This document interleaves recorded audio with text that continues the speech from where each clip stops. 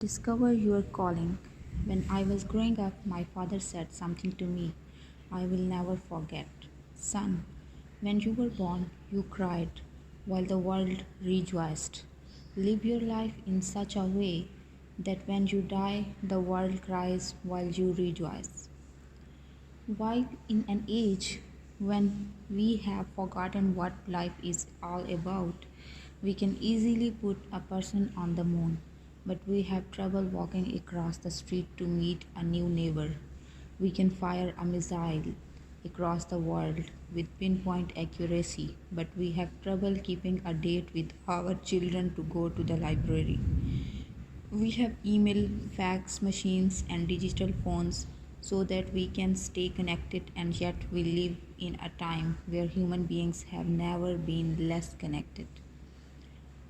We have lost touch with our humanity.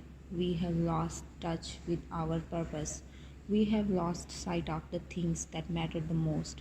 And so, as you start this book, I respectfully ask you, who will cry when you die? How many lives will you touch while you have the privilege to walk this planet? What impact will your life have on the generations that follow you? And what legacy will you leave behind after you have taken your last breath? One of the lessons I have learned in my own life is that if you don't act on life, life has a habit of acting on you. The days slip into weeks, the weeks slip into months, and the months slip into years. Pretty soon, it's all about over, and you are left with nothing more than a heart filled with regret over a life half lived.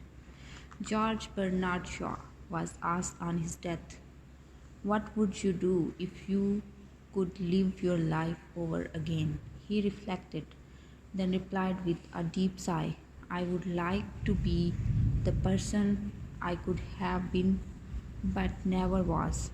I have written this book so that this will never happen to you." As a professional speaker, I spend much of my work life delivering keynote addresses at conferences across North America, flying from city to city, sharing my insights on leadership in business and in life with many different people. Though they all come from diverse walks of life, their questions invariably center on the same things these days. How can I find greater meaning in my life? How can I make a lasting contribution through my work? And how can I simply say so that I can enjoy the journey of life before it is too late? My answer always begins the same way. Find your calling.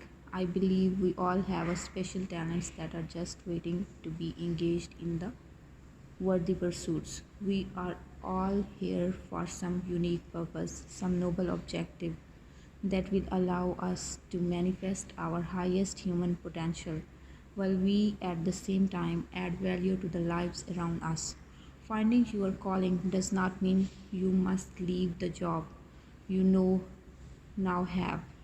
It simply means you need to bring more of yourself into your work and focus on the things you do best.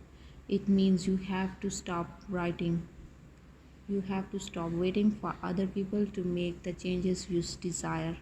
And Mahatma Gandhi noted, "Be the change that you wish to see most in your world, and once you do, your life will change."